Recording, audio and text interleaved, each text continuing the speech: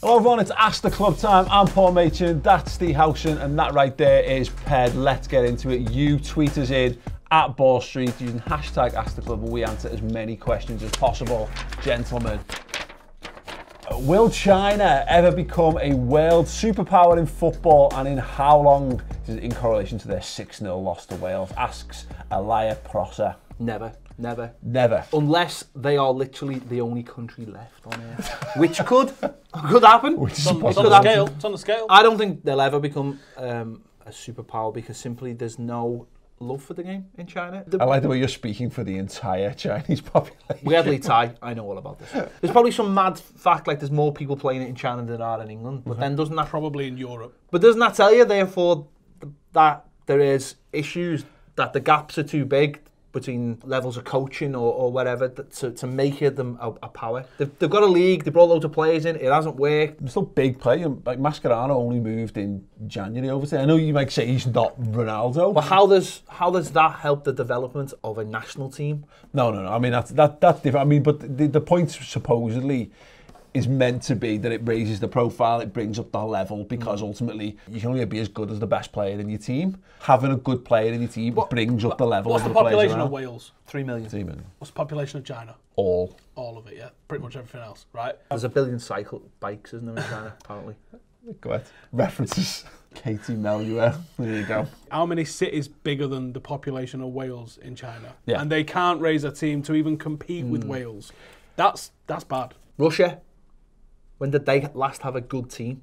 And that's a big country. America is a huge country. They're not even in the World Cup this time. What it needs one amazing homegrown talent to carry a nation. Yeah. But that would not make you a superpower. No. What you've just said there is the same what has happened with America. They've been waiting for a poster child forever, basically, and they've just got one. And they've missed out on the World Cup. There's a certain irony to that. Yeah. But for the next one, they're hoping that Pulisic takes them forward. Yeah. But it's not the amount of people playing it. It's the amount of people not playing it. It's the resistance to it. In America, people see other sports as more beneficial and more old-fashioned American sport. Like rounders. Yeah, rounders. Exactly. Seamus Hart. Good name, Seamus. Good name. How long can Liverpool keep Salah without winning trophies? You asked the question about Harry Kane repeatedly on the social club in the past. No, this has come back to haunt me big time. Honest answer is I don't know. I'd like to think a couple of seasons at least. 3 seasons total. See where we stand. He's only 25 now. But what's his real age? No, he does look about 35, doesn't he? No, look, Salah's 25. He'll be 27 in 2 years' time. That means he'll have done 3 seasons. Whoa! You did that well fast. Shut up, you tip. We'll see where we stand there. I don't think much beyond that. I think, that's where Liverpool are at, unfortunately. We mentioned a lot about Borussia Dortmund and their model on Monday's show. Yeah, Liverpool ain't that far from it. We're not far too, but that's how we're set up, and I think talking of going this summer is ridiculous. I don't think that'll happen. I think it will be harder to resist next year, and it will become almost impossible to resist. A lot of it will depend on the player. If he plays like this season for the next 2 seasons, there's no club in the world that wouldn't want Mohamed Salah, and if Liverpool aren't able to deliver upon his ambitions. Here's the thing, I get it. Clearly, that's a little bit of a revenge question, Seamus. Yeah? Thanks, Seamus. What? I reckon you'll keep him. I'm talking to Seamus. I'm talking to Seamus. Seamus, thank you for your revenge question. I thoroughly deserve that. If the questions come from Liverpool fans, by the way, just fuck off with your fear-mongering. Just try and enjoy it. I had some Evertonians You've got your own channel for this! I had someone tweet me 2 channels! And say, what's the point of him? He's only going to leave for Real Madrid anyway. And I was like, listen, fuck off. What's the point? That's like having a dead fit bird and not enjoying sex with her because she might fuck off and leave you at some point. No, enjoy it while you can, and also get into it so much that you ruin that person for any future person. Okay, well, there's a follow-on question. Do you want to have sex with Mo Salah? Yes, thank you. He's too hairy. Do you want him to have a good World Cup? Yes. Okay. Because if he has a good World Cup and he becomes the big shiny thing in the summer, then you know who likes big shiny things and will come knocking. Real Madrid. Elizabeth Taylor. Sounds, yeah, references. Only because for him, because I just think he just looks like a lovely human being, and I think he deserves to score a goal at a World Cup. And I think of all the reprehensible human beings, Jamie Vardy doesn't deserve a goal at the World Cup. I would feel no great love for that, but Mohamed Salah, yeah, whatever. Okay. We'll deal with the ramifications of that. So this is from Nick Hale, which is Zar Kopite, probably a Liverpool fan. Possibly. Which nation has got the best kit for the upcoming World Cup? I like the way he's mentioned the upcoming World Cup, and not the one in 2022. Yeah. That was. He put it on the line now for us, didn't he? So, who do you reckon? Who's in your top 2-3 favourites? We've got this guy right here. The Germans. Why do you keep going the Germans? I don't know. I really enjoyed Snatch. It was a mega underrated film. It's a top film. I worry about that. Even mentioning things like Snatch might just be too far gone for the people who watch. The Germany away kit is incredible as well. I don't dislike any of Adidas's kits. I like Peru. Croatia is good. It's just the red and white squares, but it's different, isn't it? Shock. It's what they do. They do it well. Yeah. Everyone's gone for quite simple stuff. Even England's isn't terrible. Yeah. The Nigeria one's mint. Nigeria's amazing. The home and away. The away one's a bit of a darker one, which is just a little bit less in your face, but I don't like that. I just can't get over all the retro stuff for the I love all the Adidas stuff. It's amazing. France away is good. Yeah, there's loads of them. Brazil blue ones. Colombia is amazing. Even the Mexico away one has got... it's just a flag across the middle, isn't it? Yeah.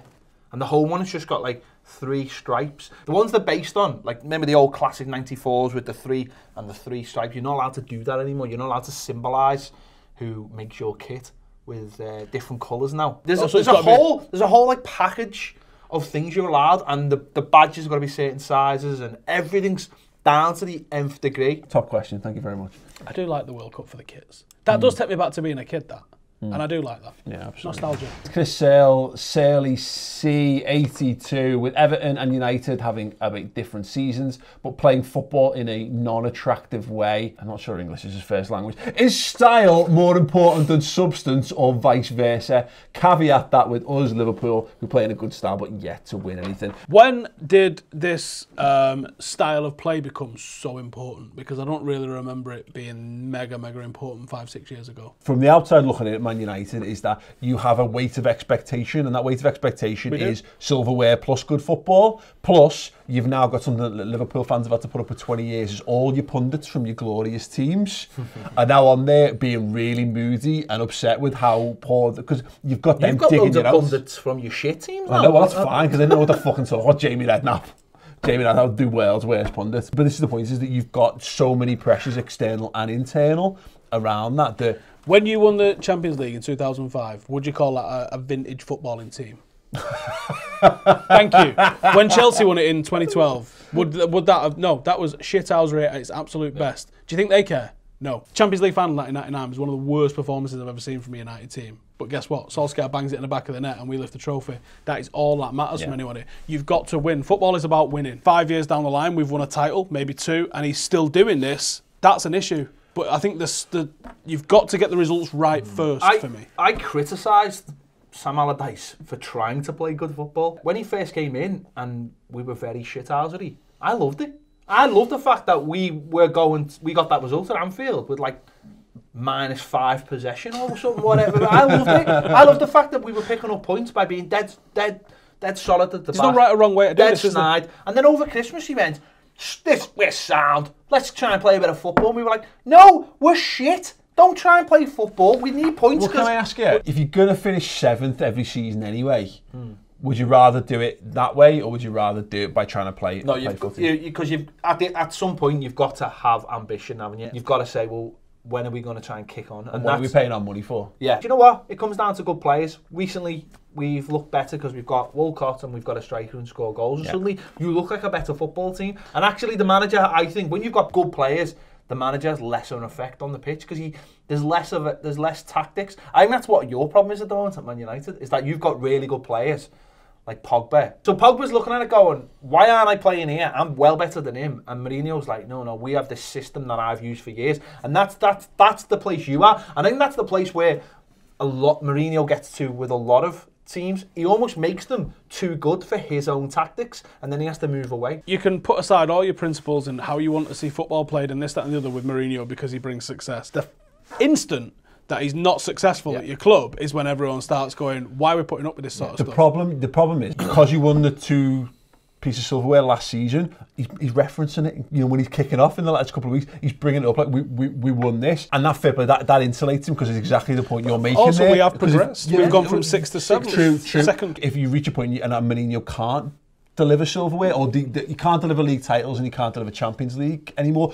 because let's just say football has moved on, and maybe this is how it has to be played to be successful now. And if that's the case, that's maybe where the Mourinho Don't you think falls down. Don't you think though? There's basically two styles.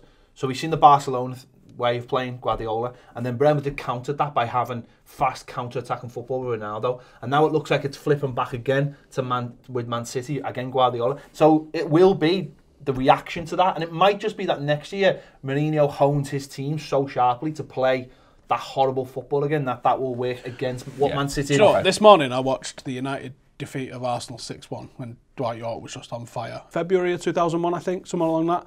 We was on our way to winning our third title on a bounce. We won the treble in 99, won it in 2000. I think we won it with record points that year. The following year, we signed, did we sign Varane that year or the following year? And Ruud van Nistelrooy, and you're like, we're not going to lose again. We're going to win every single game forever. And Arsenal did a double that year. I think that, I don't know if I think that or if I'm hoping, the way that people just expect a team to just dominate forever, the way that United team was, with Keane, with Scholes, with Giggs, with Beckham, it's just hard to constantly live up to that. And I'm thinking and / hoping that this Manchester City team does what it does this year, but defending it's harder. And if we get it right 5 and 10% more, or you get it right 5 and 10% more, it's going to be harder for them. It's going to be a big summit again. We say this every year. Absolutely, of course we've got to. Just as a caveat, as is mentioned in the question to all that, I don't care what brand of Liverpool football I see if it delivers a Premier League title, just to get us over that line. But once we've done that, I'd happily go back to playing, really good footy. Matt Sweeney says, in terms of Bisto, is Big Sam strictly original, or does he dabble in chicken as well? Curry sauce, perhaps? I think Sam is a connoisseur. I don't think he... Do you know what? I was going to go down this route. Yeah. I don't think he's an instant gravy man. No, I think he makes real beef stock. I think he headlocks a cow. He's got his own abattoir. Yeah. He gets all the juice. He's definitely got a pair of white whales. He makes the beef stock himself from. He's definitely an onion gravy man. The juices of the joint he makes. And it's an interesting question, though. It is. I mean, it's on trend. If Kane is injured again, who takes his place in Russia? That comes from Nelson and Sahar. I don't know if that's one person, two people, or just... Thanks very much for asking the question, both of you. Louis Sahar's alter ego. It's probably as simple as Vardy. I mean, who else is... 17 goals and 34 appearances, all competitions. Well, if you just... I think we might have spoke about this a couple of weeks ago when we were saying, Euro 96, look at the strikers we didn't take. Yeah. Les Ferdinand. I mean, I think Sheringham was in the squad, but he wasn't starting regular. Fowler. It was a phenomenal set of strikers. I do feel that this England team has got similarities. It's a manager. Gareth Southgate. There's no way he's got the flair of Eltel. Eltel's dropping more flair when he goes for a piss in the morning than Gareth Southgate's ever seen in his life. But the point is, I think he's building a team out of his own principles, and he doesn't care about what the media say. Let's listen forward. Let's get back on the question. Let's listen. Well, Vardy's the only real forward I can think of. You've got Marcus Rashford, you've got Sturridge, you've got Andy Carroll. No, you haven't got Andy. You will have Andy Carroll by that point, because Andy Carroll will come. No, listen to me. Because Andy Carroll, there's a cycle. You don't follow it because you've never had Andy Carroll. There's a cycle of Andy Carroll, and he basically spends all summer on the piss or off his tits somewhere, and then he comes back fit for the start of the season and he plays for a bit, and then he gets injured for the whole season, and he comes back without a month left and he's unplayable for about a month to 6 weeks. Scores a few goals, everyone goes, oh my god, get him on the plane, because he's a different option. It's a different option. We can play this with England bingo. We'll do this. Frank Bruno would be a different option, wouldn't it? Who are the alternatives? Rashford is the most viable alternative to Vardy. But you're not going to... Can I just stop? You're not going to... I mean, I agree, Rashford absolutely should be there, but you're not going to... Don't say you can't rely on in a big game. No, but listen to me. Think about it. Not centre forward. You're not going to put Marcus Rashford... You're not going to pin the nation's hopes on Marcus Rashford as the number 9 for England at a World Cup. Well, I wouldn't, but... Exactly, and you're his fucking biggest fan.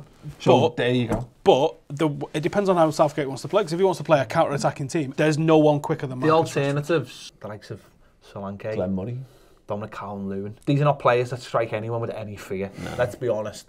I think the Vardy thing, look, let's be honest, the hopes of the nation should rest on Danny Welbeck. Shut up. Kane's shoulders. But England should have played Vardy at the Euros. They should have just done what Leicester did. They should have put Drinkwater in midfield. They should have put Vardy up front, and they should have just tried to mimic that. Exactly, because at least it's an ethos. Just expanding this question, does Vardy need to leave Leicester in the summer? To do what? For his, where's he going? We really like him, but a 31 at 50 million. 31 with like blue wicked infused liver, allegedly. I can imagine someone taking a chance on him this summer. I can imagine Chelsea taking a chance on him. Will it be Gareth Southgate? It's fitting with the fans, wouldn't it? In the comments below. Stop. Yeah, if you want, we've done some more Social Club Monday shows. Absolutely fantastic with the boys. If you enjoyed this one, let us know in the comments below. And drop a like on the video as well. Subscribe to the Ball Street channel. The link and the graphic is coming up in a second. Click that logo, subscribe, and check back next week for more Social Club.